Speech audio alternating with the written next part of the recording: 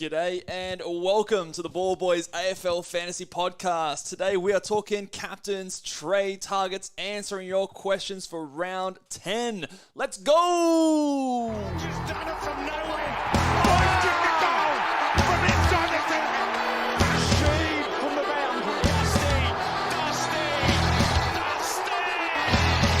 Petty. Petrarca.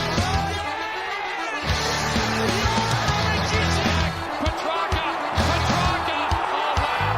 How good is that? The legend becomes immortal.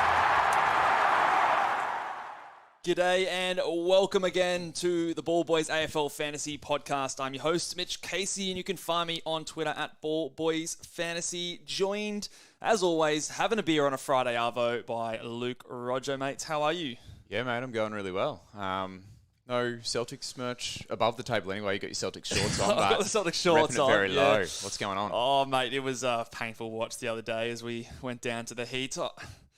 One of the good friends of the Ball Boys Fantasy Basketball podcast is Callum, and he's a Heat fan. And is he? I didn't know that. Yeah, he was giving me shtick, and look, I always just hate versing the Heat because we just seem to play shit against them. I feel like we're a better team, but anyway. How good's Jimmy I'm Buckets? still representing. Oh, he is good. Come playoff time. Yeah. That's his time. But no, we're good, man. We'll get there. Doing better than the Dubs anyway. Thanks for dropping that in there, mate. I appreciate it. I'm wearing my Nike hat today. No Dubs hat getting around. Oh, yeah. Now, I've got a little surprise for you here, actually, because we mentioned on our podcast on Monday, we talked about Errol Gould and he's racking them up, and we had a bit of a look at his heat map. Yep. And his heat map dead set looks like a penis. So we've got it here to show the people on the live show. Hang on a second. Oh goodness! Sorry, technical difficulty. I've put his dick map right on your head. Sorry, that's on me. Well mate. Planned. That's on me. Sorry, my apologies. Mate, there, he was hot that day. He looked strong performance there. Went hard in the contest by the looks of it. Yeah, completely. Yeah, you can see there's big old shaft right in the middle there, and just a couple of little nads playing around the bottom. But, my apologies, mate. Sorry, I didn't... Doing the Ball Boys proud there. I didn't intend to put that right on your face. Yeah, I'm sure you didn't. Let's get back to the live shot so that we can just get on with this podcast. My apologies. Oh, dear. Sorry. Here we go. All right, but so... Week 10. Now, I don't know about you, Luke, but this week, obviously, last weekend, we had the shit show, basically. That was Callum Mills for both you and I who had him. A lot of teams have him. Throughout the week, we've had the Setterfield news, which for any good coach that held on to him with the news, obviously, that Darcy Parish went down, the good run. It's a double blow. So this week, If only you could have foreseen that. King so shit over here. Kissed. How about the roller coaster we've been on? But you've been gloating. Then I'm back gloating with Setterfield gone. But so Setterfield, the roller coaster is over. He has to be traded. But this week, look, at least until the last day or two, I've been detoxing AFL fantasy. I've shifted my focus to basketball and the draft and things like that. But I'm back. Okay. I'm back as of today. I've done a stack of research. Very quiet day at work, so, done nothing but I saw that, mate. fantasy. The run sheet was like proper prepared for me this afternoon. I didn't have to do anything. And and we've got some cracking advice coming in. The thumbnail on the video here says crisis creates opportunity, and that's the attitude we're going to take into this round. For all of you, like myself, who have the double injury going into this round, we can do it. We can get through by sheer persistence. We will. That was good, mate. That was a little bit of a motivational piece to start the podcast. Let's go. What did you think of Thursday's teams that dropped yesterday? What do you reckon? So there's a few little takeaways here. A couple little, minor things to talk about. Christian Salem is back for the D's. Someone who we were... Bit of Brayshaw action, maybe. Yeah, so maybe a little watch. I wouldn't be super keen to jump in. Don't dive in. Straight away. No, not straight away. Although...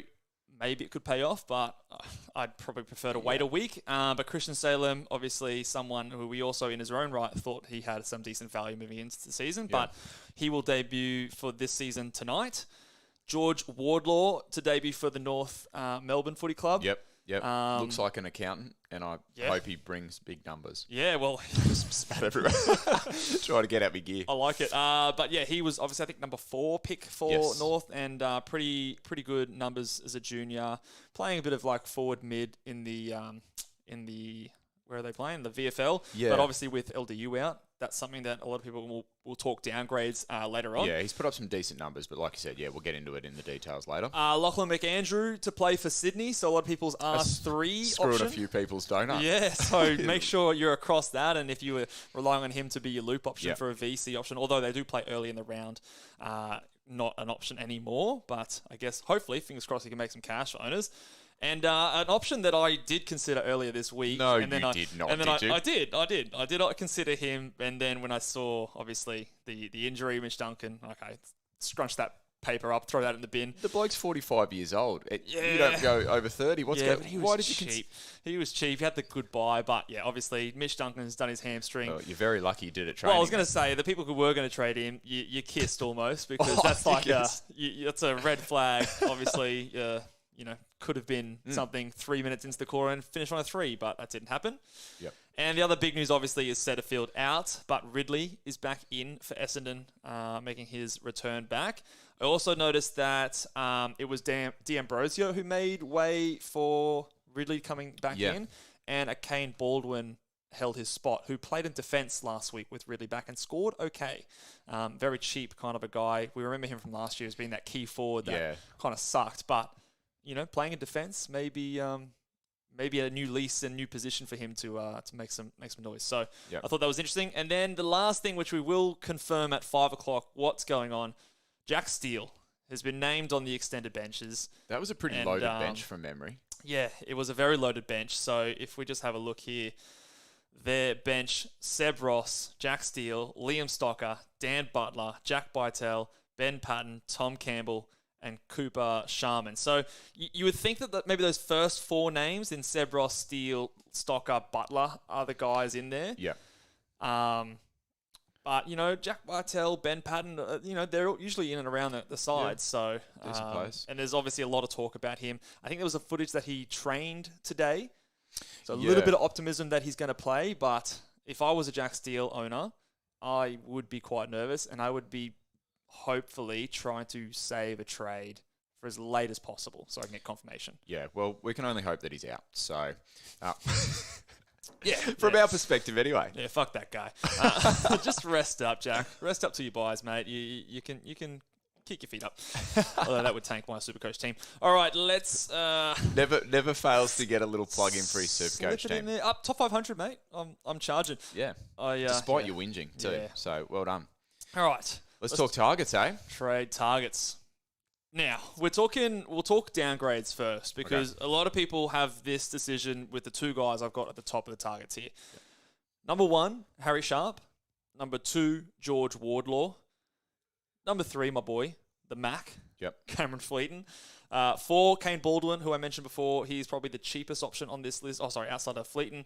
And 5, Bailey Humphrey. I'm not as keen about Bailey Humphrey as a lot of other people are, just because, he scored well last week, but a few weeks, I think 2 or 3 weeks ago, he did score a 0. How easily people forget, don't they? Yes, so, We'll talk quickly. So let's go to the top 2. The top 2 are probably the guys that are in a similar price bracket that people are kind of umming and ahhing over this week. And I think there's pros and cons for both of them, and you have to dig quite deep. You've got to dig into buy structure. You've got to dig into, loop options this week. What are you doing around the buys? So Harry Sharp's break even is considerably lower than Wardlaw's. I think it's actually in the negative. So I think it's the lowest in the game at the moment. So the thing that you've got to consider is if you go Wardlaw this week, you probably miss out there on Sharp if Sharp's a guy that you're looking at going. Whereas the opposite might be a scenario where you could potentially get both guys in. If you go Sharp this week and he goes quite well, he'll jump up in cash, but Wardlaw's not going to make that considerable jump until potentially next week, depending on kind of where their scores are at. So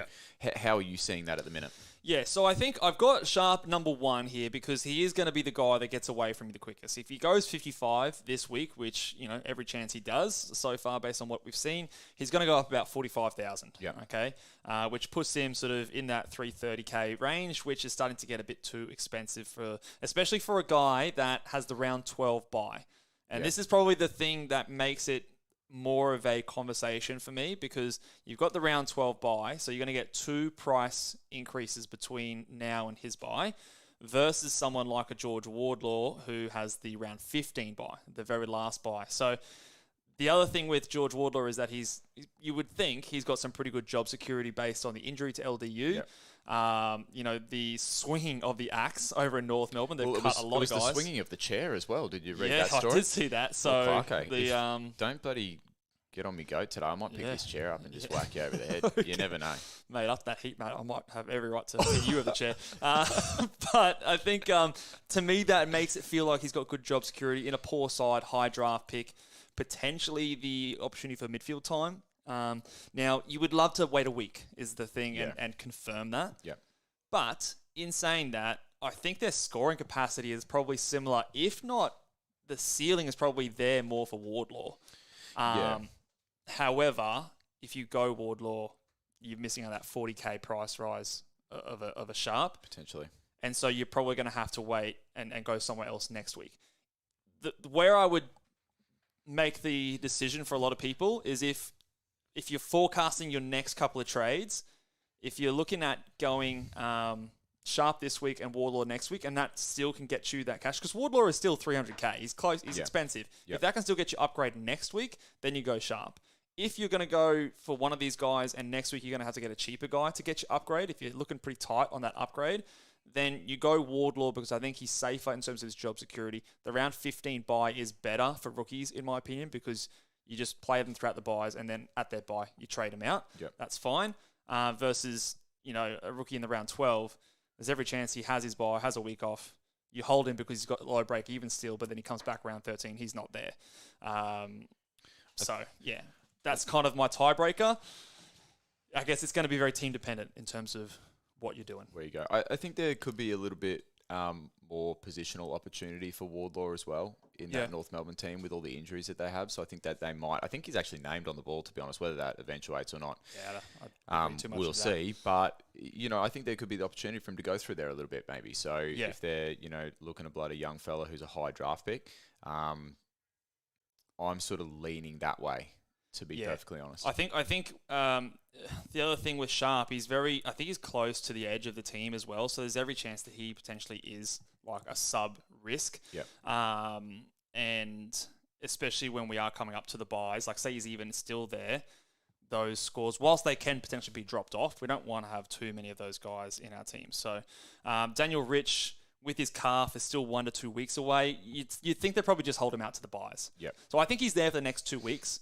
So if you want a quick cash grab and then on his round 12 buy, if you don't have any other moves to make, which is a very awkward round of trading, you could just cash him out, make a quick 80 to 90K. That's cool. And then get rid of him on the buy for someone else with a later buy. But say Daniel Rich comes in after his buy, Wilmot goes back out to that wing, Sharp's back out. I could very easily see that scenario, which is why I didn't go him last week, because I was worried about, Rich just walking back into that team. What are your thoughts on Humphrey Bear? I can see that Bales is spruiking him in the comments. Maybe it's to do with his namesake, but look, I'm not that psyched in this format. 360,000 break even of 3. Bales has also commented that Rats has come out and said Wardlaw will play midfield, so that's good. Well, there you go. That's a little tick in that box. That's a good tick. So thank you, Bales, for the little scoop there. But I just think that, look, like we said, how quickly people forget. He had a 0 a couple of weeks ago. Remember his 94 against last weekend was against West Coast, which obviously is a very, very friendly matchup for everyone. Comes up against the Lions at the Gabba. And then I think they've got back-to-back games in Northern Territory as well, which can sometimes be, slippery kind of a game, which might suit him with the tackling style that he plays. But I don't know, at 360K, I'd want a bit more reassurance that, I don't want to see a 0 in your last 3 games when I'm paying a bit more than some of these other boys. That's just my opinion. I know he has that round 13 buy, but I just it's a bit much for my taste. So we've got a couple of sort of half decent downgrade targets, but what are we looking at on the other end with some upgrades?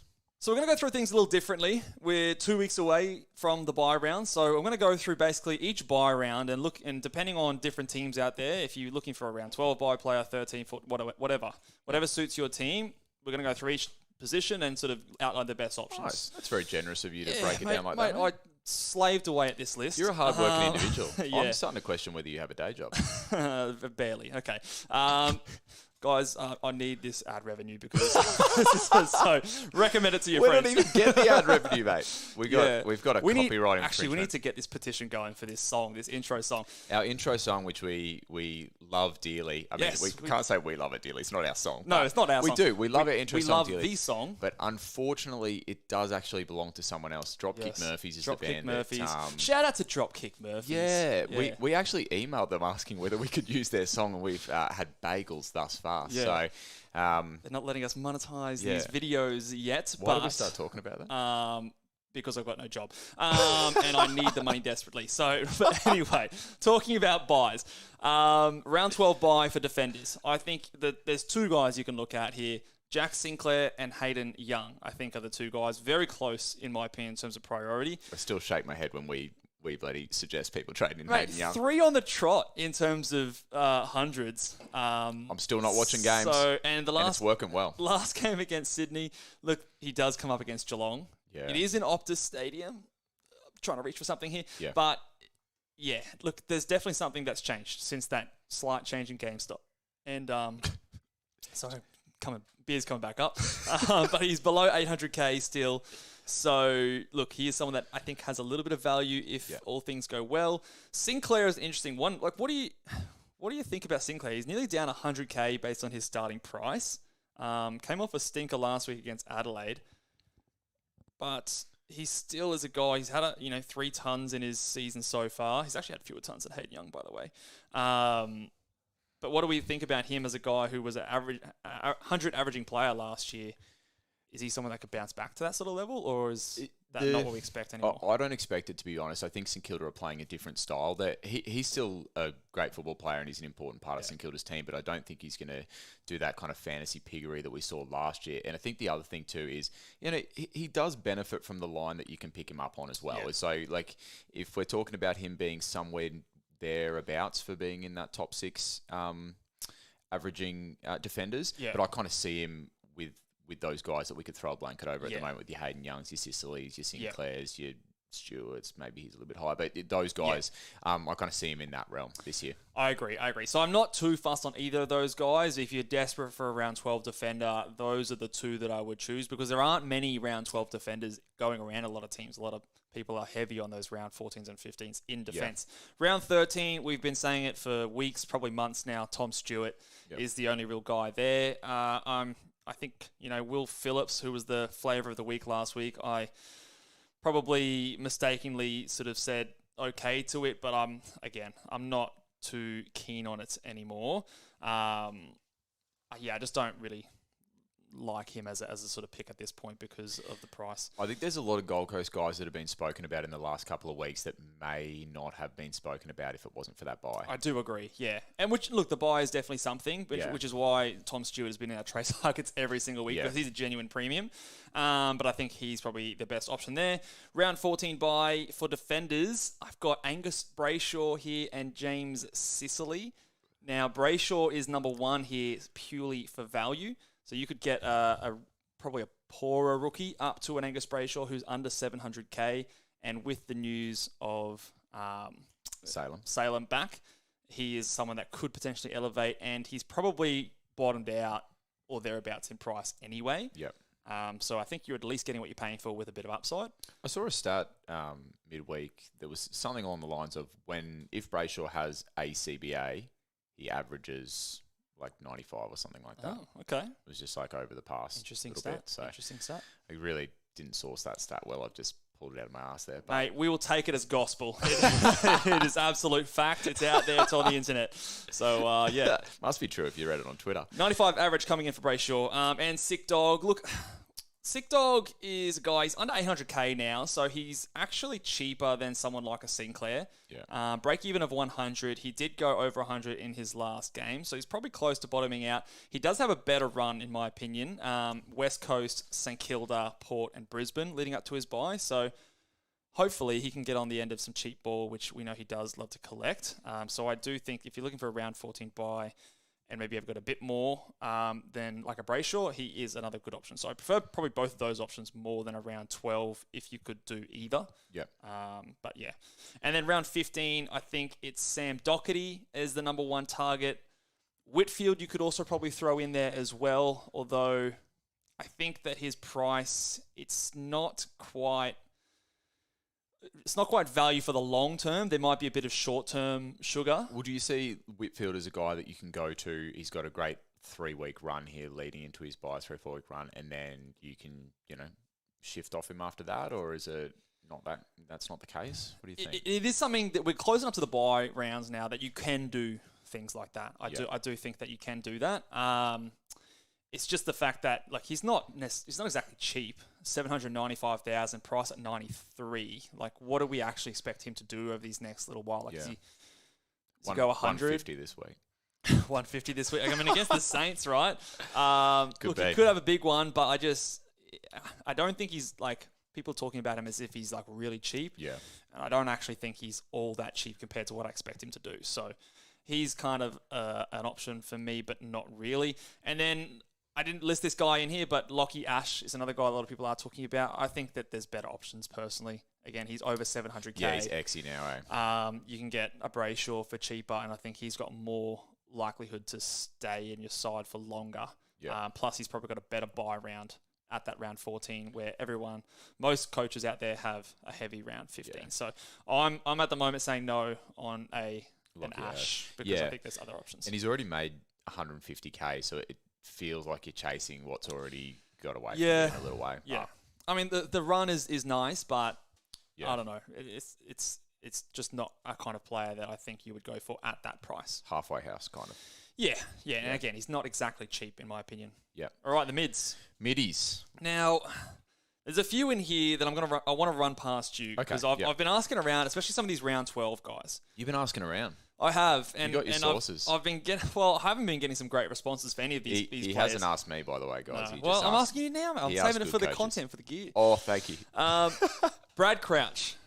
What do we think about Brad Crouch as an option of a round 12 player? He's down a little bit in price now at he's 838,000. He's down there for a reason, but down 100k. The last few weeks has been. Subpar. 96 last week, 83 the week before, but back-to-back 70s the 2 weeks prior. Before that, though, he had 400s in a row, 4 110s in a row. Yeah. I think I heard Holmesy on the pod this week basically say, do not trade in Brad Crouch. He was one of the guys I asked. He was one of the guys I asked, but sometimes as an owner, you're a bit more pessimistic. Well, we are with Hayden Young. You know what I mean? Yeah, I think so. What sort of... If Steele's out, do you think that impacts Crouch? Because Crouch is already at the CBAs, isn't he? That's my understanding of it. Is so. Well, based on what happened, he went well without Steele. So Steele went out in that game in round 2. Yeah. And in the next 3 weeks, he went 122, 125, 118. He then had a 75, but that was the game that Carlton just possessed the shit out of the ball. Yeah, I remember that. So is it one of those things? Actually, no, I think Steele was back for that game. Was Steele back for that game? I'll have to double check that. Well, but yeah, I think the issue there is that it's the last game of the round. Yeah, and so you're not going to get any solid information on that. We think that there's rumours out there that Steele could be a laid out potentially. Mm-hmm. It's not something I could be launching into this week. That's all I'll say. I actually don't mind it personally. I think he's got Giants and then Hawthorn in his next 2 rounds. Would you do it? He was in my trade plans before Setterfield was injured. When I was just doing a rookie down and a player up, he was all I could really get to. Yeah. And if you can't quite get to those sort of 900k guys, I think that if you're looking for someone in the midfield, he has the potential to bring it home well. He's unique, so it presents risk. He has a decent run, and again, if it fits your structure, I'm not afraid to trade in a round 12 guy at this stage because, again, every person you're trading in between now and the buys is going to miss a game. So if it fits your build, and it's different for premiums than rookies, in my opinion, because he's not going to get dropped. Bales just commented that you didn't ask him either, mate. You prick. Well, Bales, I was asking. I asked Holmesy because obviously he had him, and he said don't pick him. But to get to your question as well, my thoughts on Lockie Neal is he's incredibly cheap, but no, because Brisbane are just a different team fantasy-wise this year. And then the last guy that you said there as well was Luke Parker. Luke Parker is a guy that was a good trade-in for you last year, I recall. And I just feel as though this year, if he was that DPP guy, I think he's doing what you need him to be a top 6 forward in the last couple of weeks, but as a midfield only trade-in option, for me, I don't know. Is he a chance of getting DPP? That's the question, I guess. I don't think so. No, he's playing playing high midfield, usage in the midfield. So, his last 3 average, though, was 106. And he's got North this week. So, but you have to then compare him to your other midfield options now. Yeah, I think are people stuck in the last year's lens of going like, oh, Luke Parker was a great option last year. So we look at him again. Like he's not a keeper. He's definitely not a guy who's a top eight guy. So he's a guy that's sort of there if it fits your buy around. And again, he's under 800k. So he's a guy that, he's got North, Carlton, his buy. And then he goes St Kilda straight after his buy, Brisbane, and then West Coast through your buy rounds. There's some pretty decent matchups in there. Bailey Smith's only a little bit more expensive. Mills there. Yeah, look, when you start comparing him to other players, I prefer some others, but there is a world where he is a decent pick this week. Yeah. Lockie Neal, I agree with you. I actually, I'm down on Neal just because of what we've seen so far this season. He's the kind of guy that his scoring has been poor, and there's not really a reason why in terms of there's no injury there.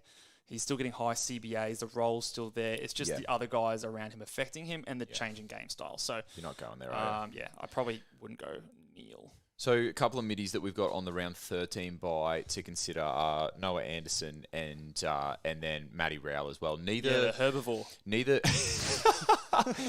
the buddy Cud Muncher. Yeah, Cud. Wait, I've just gone in. Cud is like Mate, be careful. Be careful. You're going to be so careful. Okay, I'm going to Google that, but I'm not going anywhere near him. Noah Anderson, too expensive at the moment for me. Yes, I agree. And then Matt Rowell, relying on tackles. If there's a week where he doesn't get his tackles, don't worry about your score. I don't mind Matty Rowell. I think don't Cud mind is like chewed grass or something. Yeah, okay. You better be right there. Let me find out. Yeah, be careful with your words, mate.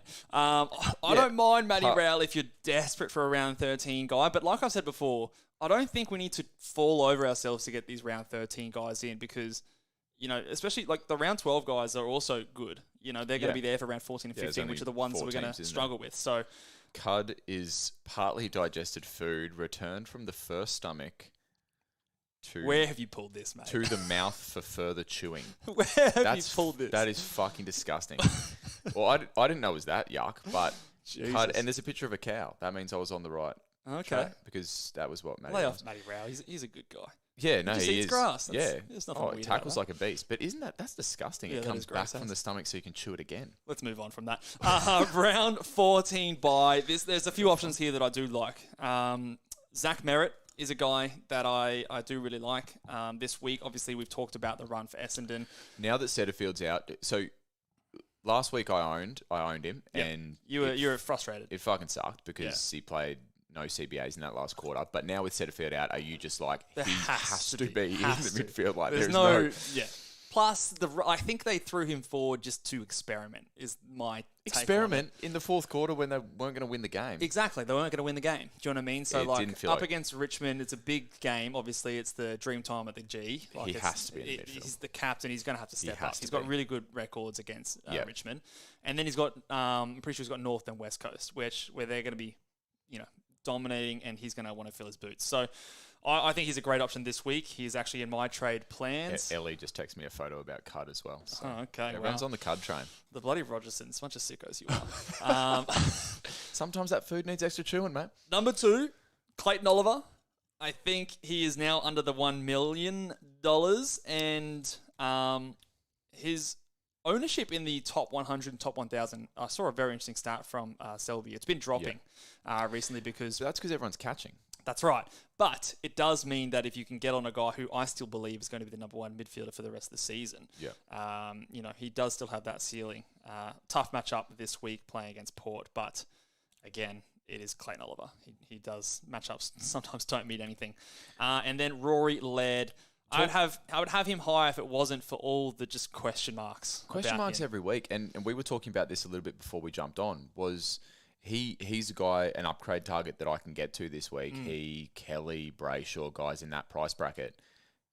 It seems weird that I'm asking questions. It seems like, this time last year or, Well, he was the guy. He's From the here guy. on, It's like he was 130. Well, if I was going to be able to afford Laird at 940k or whatever he is. Pull the trigger. Absolutely. Yeah. And now why am I asking questions about it? Do you reckon those questions are warranted? They're warranted. I think they could look silly in a month's time when he goes on this run where he averages 130 over the next 2 months. But they are warranted right now because of, the nicks and bruises, and he obviously sat out the last quarter last week for serious reasons. Like they're not doing that lightly. But I still think he just does present that ceiling and upside. And if you're trying to make up ground, he's a guy that can do that. Yep. Real quickly through this round 15, because a lot of people are stacked there. Josh Kelly, number 1 target for me. Sam Walsh, who looks likely to get forward status, but even if he was a mid only, is a really good target. That's insane. And a real cheap option here, I do have Jai Simpkin, although, again, if you can wait a week, I'd probably do that. But he is nearly under 700k as a guy who's probably their number 1 midfielder at the moment. I know it's North, but I think with all the stuff with the coach and stuff recently, you would expect they're going to come out with a point to prove this week. Yeah, you'd hope so. He's had some reasons as to why some of his bad scores are there, and I still think he's a guy that could at least do mid to high 90s. I think this week will tell us a lot about what direction North want to take this season. Do you feel the same? So we look this week and we just kind of see what they decide to do, and then we can kind of make some decisions from there. Yeah. Forwards, round 12, Errol, Josh Dunkley. The big dick. I hope he's hot dick. What? Is his heat map. You can't say that, man. Okay. Come on. Errol, look, he's getting pricey now, but he's in the 900k price the bracket. fucking bread's out. I've just seen in the comments. We're not even up to that part of the show. Okay, well, we're going to have to talk about that. But anyway, this Josh is where Dunkley, I throw the chair. This is where I stand up and just throw the chair into the wall. Fuck that. Fucking hell, I'm going to have to... It's another shit rookie on my field because I can't trade him out with my injuries. So where are we at? Yeah, Dunkley. I think for the most part, both these guys, if you don't have them, you kind of wait for their buy to pick him up because they've been hurting you the last couple of weeks. I've heard Sir Selby say stuff about this, but at least on their round 12 buy, if you don't have them, they're not hurting you that week. Do you know what I mean? It's like a break. It's a break from that. Round 13, there's no one. I cannot think of a single forward that you'd want in round 13. Round 14, here's where I want to talk about another big topic for this week. My number 1 target for round 14 buy in the forward line is Ben Hobbs. Hobbsy. I'm a believer. Wasn't that what Dwayne Johnson's character was called in Fast and the Furious? Hobbs? Or was that something else? Yes. Something like that. There's something in Hobbs. It's like a name of a movie or something like that. Is it? I'm not a big Fast and Furious guy, but it does ring a bell. Mate, Fast and Furious 10's out in cinema soon. Aren't you keen? Part 1 of a 3-part sequel. Yeah. 3-part finale. What I love about them is just they're so realistic as well. Yeah, I think that's grounded the in realism. Yeah. But I believe now Setterfield's out. Parrish was out. You would expect he went into midfield last year, but actually had 0 CBAs, which was fewer than he was doing the previous 2 weeks. Yeah. But surely he's in there. Surely he's in there. I mean, you own Mills and you own Setterfield. I'm going there because there's not many options for me, and I think it's the perfect kind of a guy that if you're in that situation, which I think a few people would be with those double injuries in the midfield for players that don't have much money on them. You make 200 plus K to go from him, and then you get another one up to an Uber premium. So that's what I'm doing. The run is excellent, and he's the kind of guy that come his by, you trade him out, you don't have to worry about it. So okay, go short-term then. Play. Go for a guy like me who doesn't have to. I don't have Setterfield. I've got Mills. Yep. If I don't get to Hobbs this week, and then he shows that he's worth getting to, have I missed out by next week? No, you haven't missed out by next week because his break even is not that low. I think it's in the 40s or something like that. Let me just double check. But look, it's 45. And again, he's up against Richmond. Big game at the G. Look, he's going to go up in price, you would imagine, but I don't think it's going to be a crazy amount that he's not still going to be value if he looks the goods. So in an ideal world, you do wait a week. But if you're in a situation like me, you go for it. Or if you're in a situation where obviously the bread has been dropped, if you can maybe get him up and you can only get him up to someone really cheap, I don't mind going Ben Hobbs if it gets like a rookie off your ground and maybe a shit rookie off your bench down to someone decent. I think that is an okay play to make.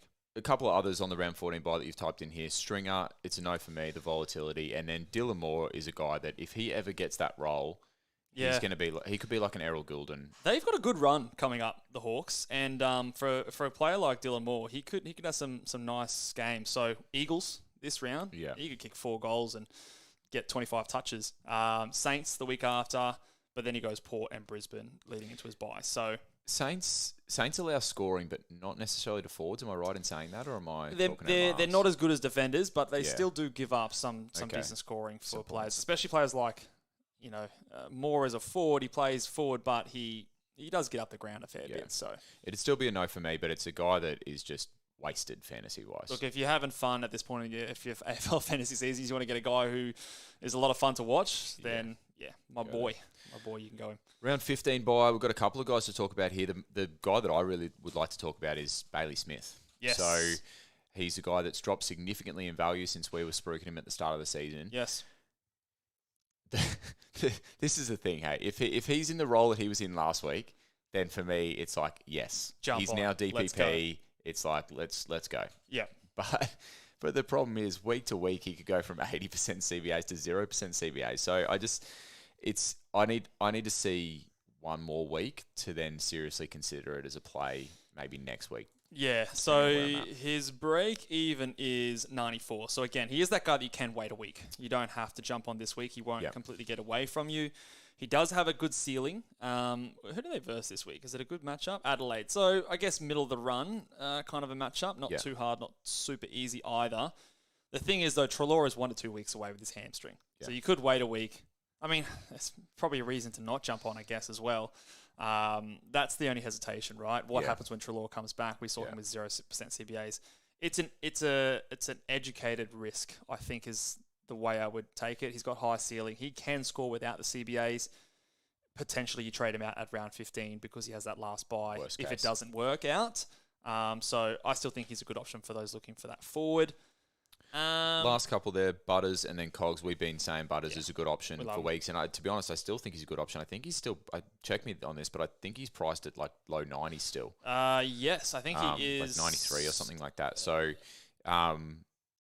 there's a guy that in that role has the potential there for another 10 points of upside, in my opinion, anyway. Yeah. So I think that's a good trade in target if you still haven't got one. Yep. And then Cogs is a little more expensive, but obviously with that juicy run coming up. But then that's going to be another round 15 buy that you've got to contend with if you're already heavy on that. Yeah, so he's probably the bottom of the list there for me for those round 15 boys, but still someone to look at. Feels like we've been talking trade targets forever. Quickly rank your top 4 and then we'll go talk about the teams. Just top rankings for each buy round. Round 12, I've got Brad Crouch here, but you could convince me on Luke Parker if you really wanted to. Round 13, Tom Stewart. Round 14, Zach Merritt. He is my probably overall number 1 target this week. And then round 15, Josh Kelly in the mids. Or if you wanted a forward, I also like Bailey Smith.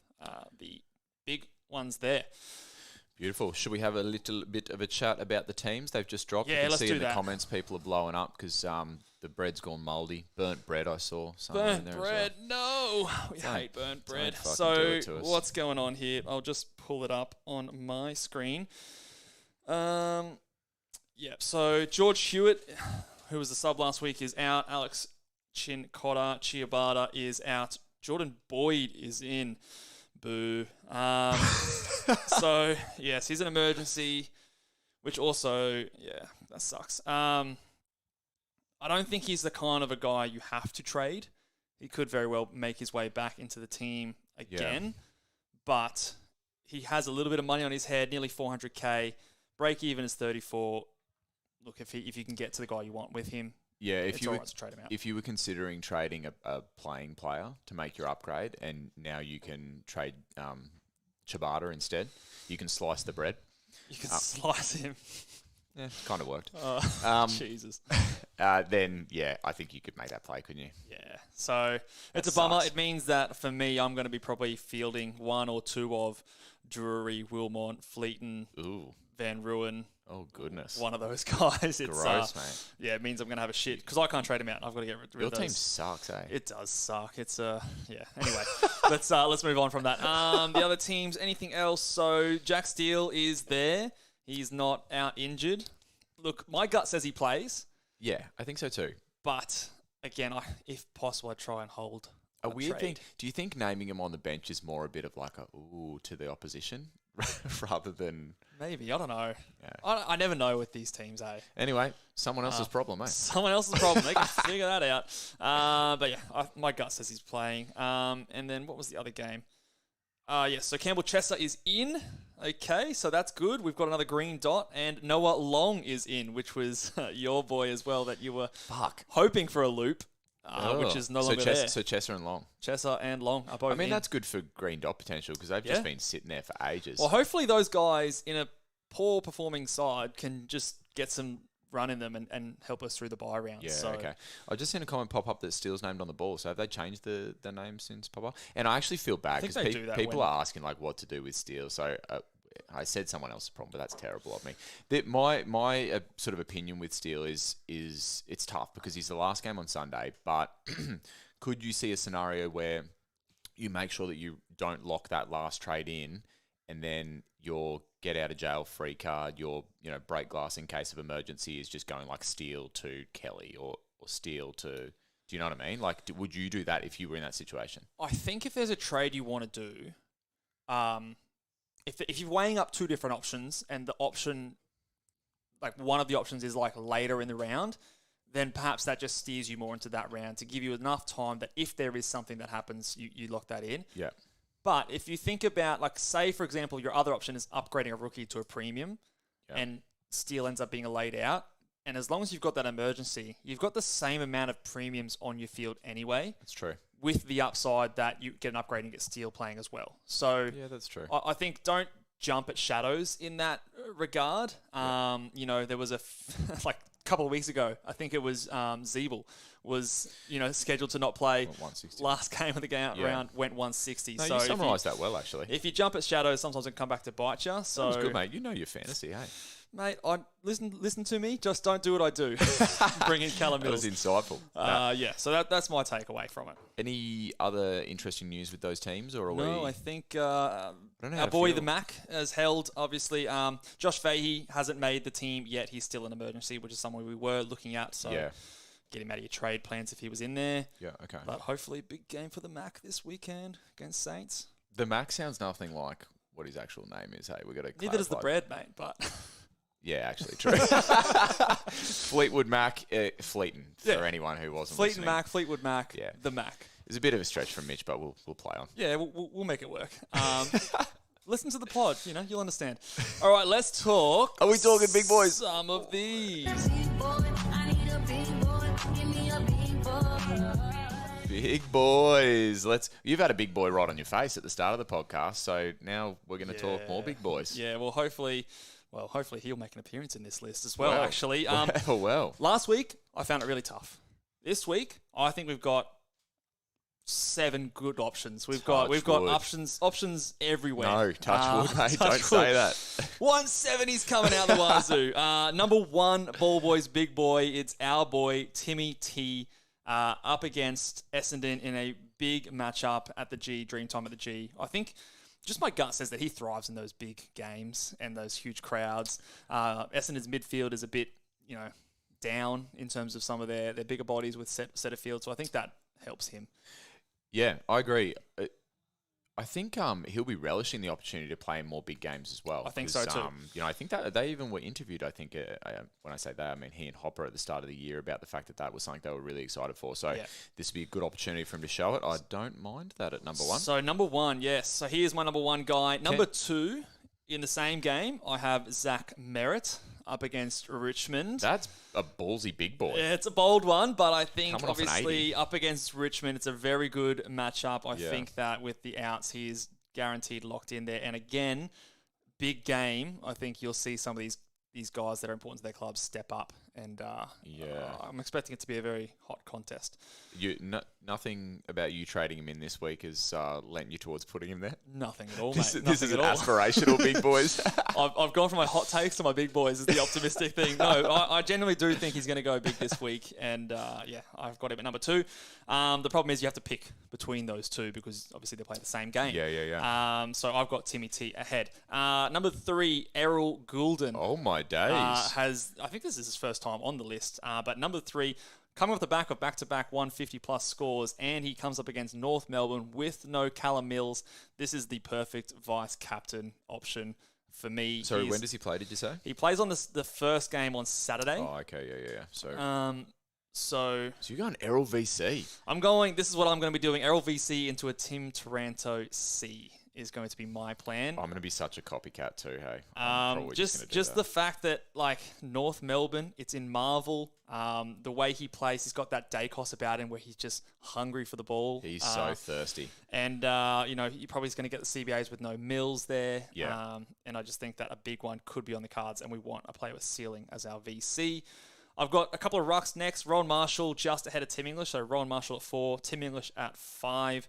Rowan Marshall is up against, who's he up against? The Giants, and they have been giving up a lot of big scores. I think over the last 3 weeks, any ruckman who's played the Giants has almost gone 120. Well, speaking about big boys, Mason Cox went 128 against Matt Flynn. And then I think the stat going around is English went 150, and then also, Laddams, I think. Laddams, that's it, went close to 120, which is disgusting. Yeah, it's huge. So that is a big one. So between that's what I say. There's a lot of guys that have really good matchups this week. Tim English, again, who's, the highest averaging player in the game, comes up against Riley O'Brien, who conceded a lot of... I'm surprised he leaks points. Points to Rucks, yeah. So we knew that Marshall had, nearly 50 hitouts against Riley O'Brien last week. I'm surprised. He's such a coordinated operator. I'm just surprised. Great kick too.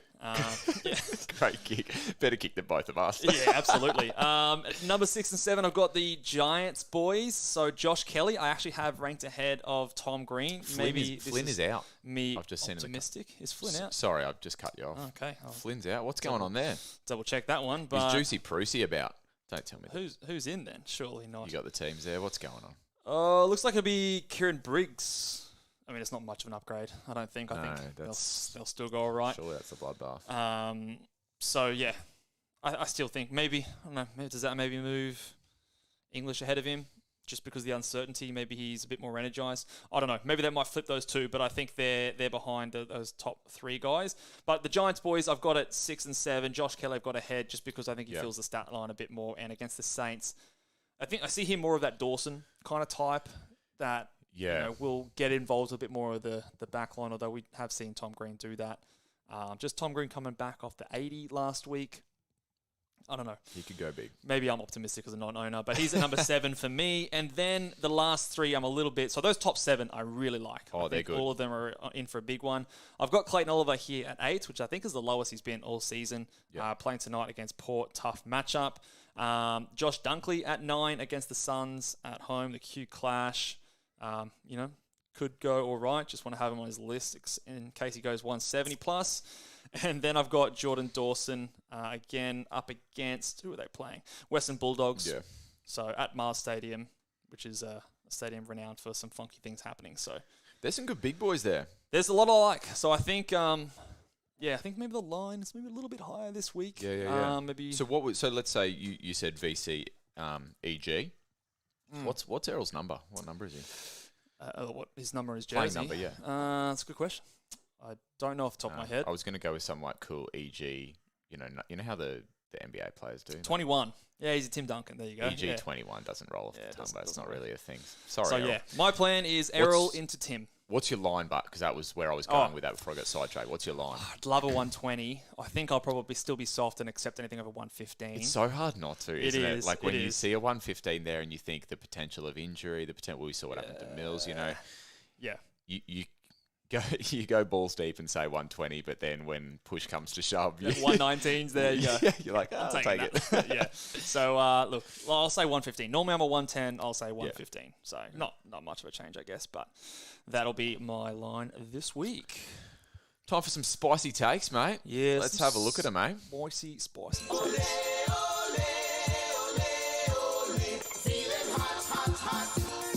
How much do maracas cost? I'm going to find out how much maracas cost while you give your spicy take. Yeah, all right. It's tax deductible. Why not?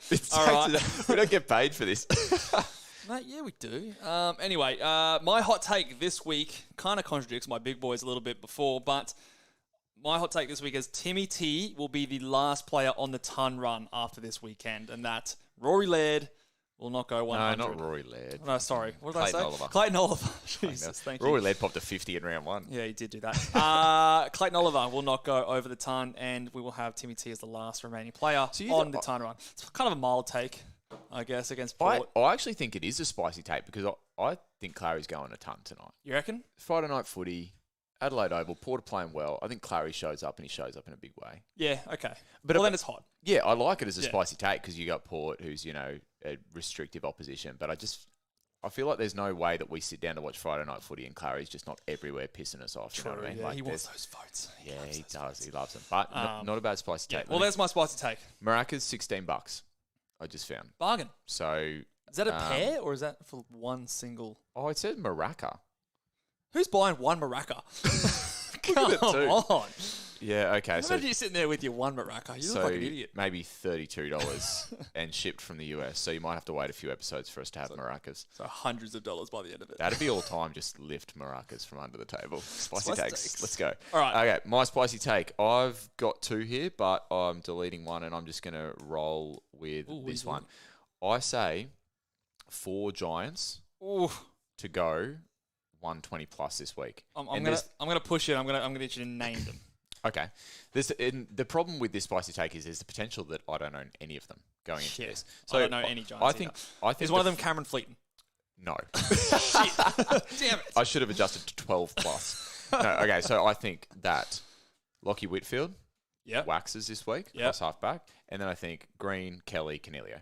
I think those are almost... and you've got the outside chance that maybe Ash, if he's playing in there. So I think it's not a bad take. Maybe Toby Green kicks a bag. Yeah, you never know. So they're 120 plus, but that would be big. That would be big. Okay. I hope you're wrong.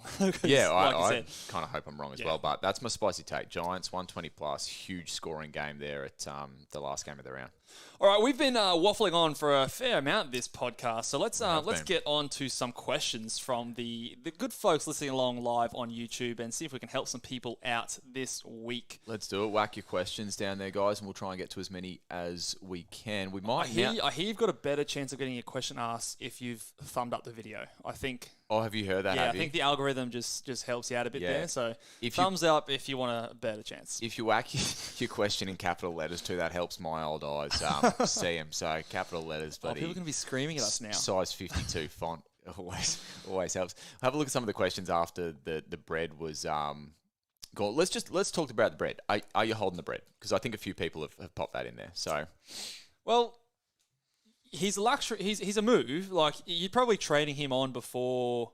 In an ideal world, my answer is always, if it gets you the guy that you want, then you can trade him out.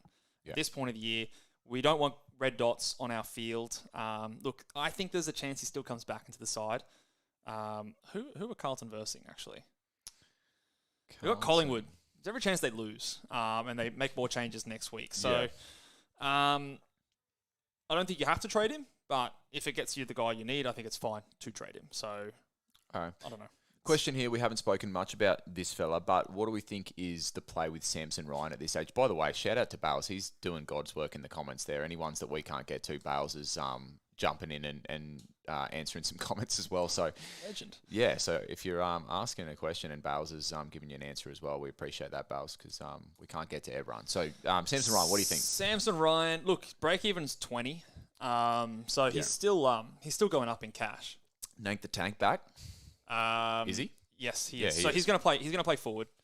So he's definitely someone you can look to trade out. But it is nice to have those rucks there during the buys. Bit of a pulse that are playing, because obviously it's a position you can't really fill very easily otherwise. Yeah. So if you can, say for example you've got the bread there, I'd probably be trading the bread out before Samson Ryan. Sorry, Matt, I went back to the wrong. Sorry. What sorry. No, I went to go back to the live view, but sorry, I accidentally went back to the double dipping, mate. Come on, the Dickens. You're better than this. Sorry, mate. I've had a couple of beers and it's just loose as hell here. I'm talking about our boy Samson Ryan. You're putting a penis on my face. What's going on, man? It's a penis, mate. It's so good. But yeah, I'd probably be trading out a few other guys before Samson Ryan, just because of that pulse, and he's got 20 break even. I know he's probably not going to score that well. Have a look 1 week. Yeah. Just 1 week to see what it looks like. And then, he's still going to have that cash on his head. He's not going to dive in value. So plus, I think how can you trade out a face like that? Look at the man. That is an ugly face. Look I at the mean, man. I can't throw rocks in Glass House, but yeah, that's a rubbish face.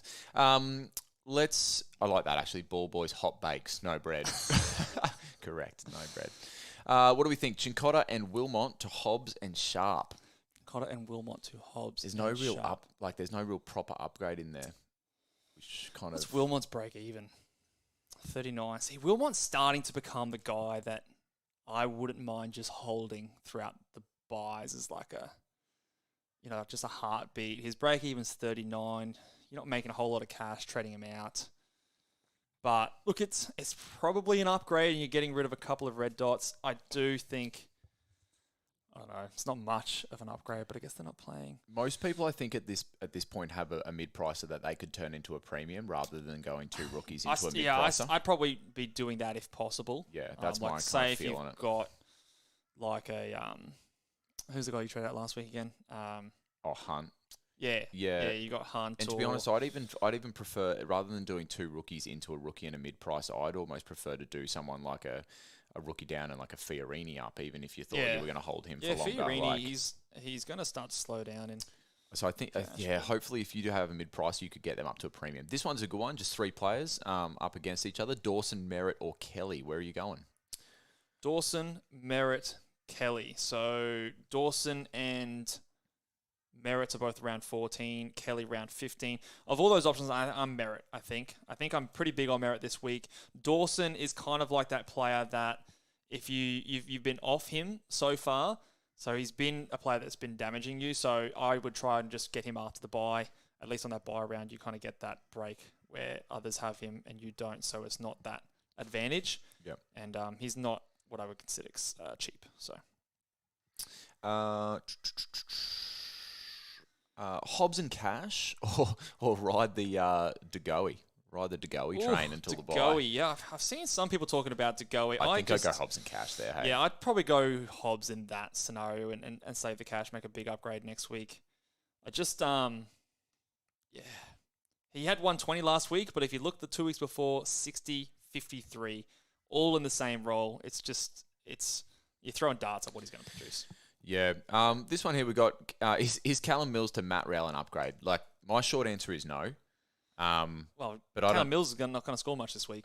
That's correct. But, I don't know, I don't know shit from shoe polish. So, But I still don't feel that Matt Rowell's an upgrade there. I feel like you stretch yourself, get something better. Is that right? Am I right there? Look, mate, it was something like I was shopping around this price range before I had the Setterfield sort of injury because I was pretty keen to get rid of someone like a Fergus Green or someone like that, and I couldn't get up very much. I liked a Brad Crouch a little bit more than a Matt Rowell because I've seen Brad Crouch go 105, 106. Yeah. Stretches of 120 Are they the same plus. price now? There's about 30k difference. So it's a little bit more for a Crouch. But I prefer him. Again, it has to fit your buy structure. But again, I'm not worried about bringing in a round 12 guy, even though they have a buy in their 2 rounds, because everyone is going to miss a game at some point. What about this one here? We've got thoughts on going Steele down to Whitfield and then Pedlar up to Hobbs. So that's an interesting one because Steele down to Whitfield only involves the last game, but I think your trades would be locked in before then anyway, wouldn't they? With something else. So would you do that, or is your opinion still strongly try to get the upgrade? That's very sideways to me. I mean, that's almost like you could lose points there. That's true. Pedlar to Hobbs, there's no guarantee there. Yeah, like Pedlar's just scored an 80, and Steele has every chance to outscore Whitfield, despite Whitfield having a good matchup. Steele is still like a premium midfielder. I think there's probably something better you could do. All right. What about here, the bread to Sharp and then going Chase Jones to Whitfield? I actually don't mind. I like it. Yeah, I think that's the kind of like those kind of Chase Jones guys, the kind of mid prices that we talk about getting up to a premium. So I'll tick that one off. Yeah.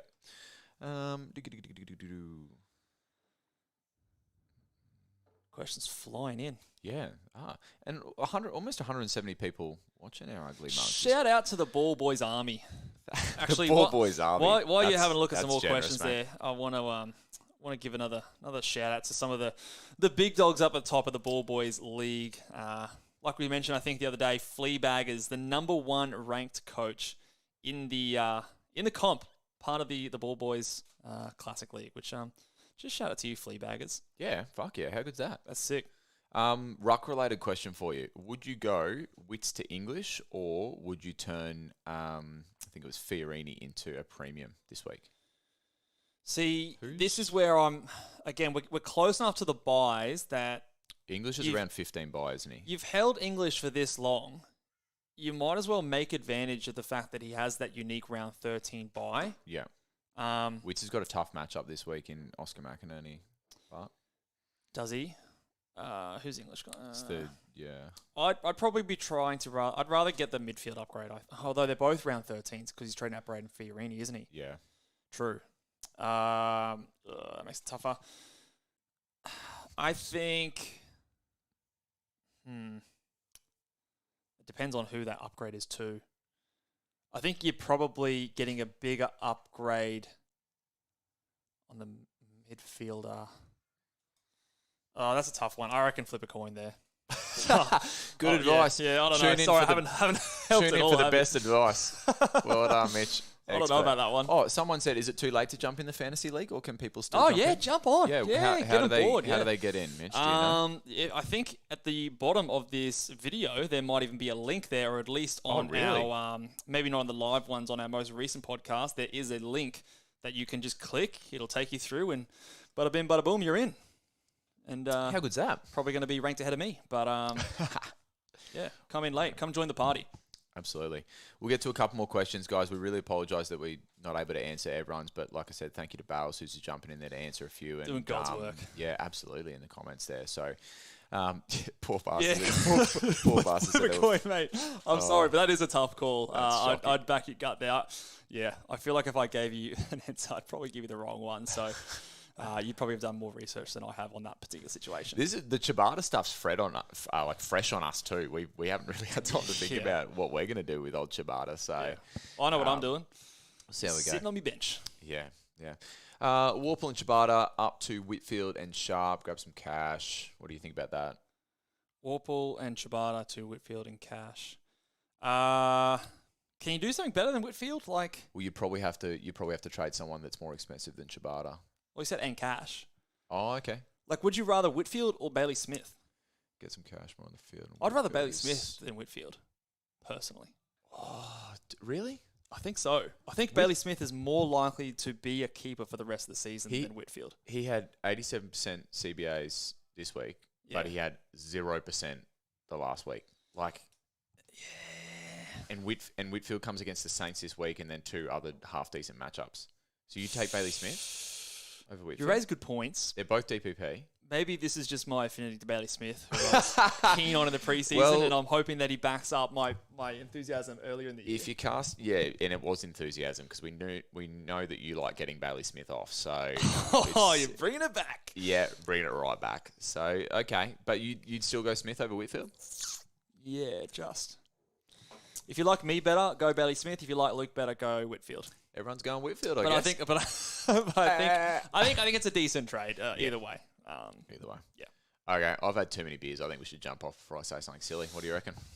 Before you say something silly, mate. Oh, okay. What do you mean? We're about an hour and 2 minutes late for that. But that'll do it for us today, guys. As tame as they come. Final, before you leave, as it stands right now, your trades for the weekend? My trades at the moment... Put you on the spot here. I have no fucking idea.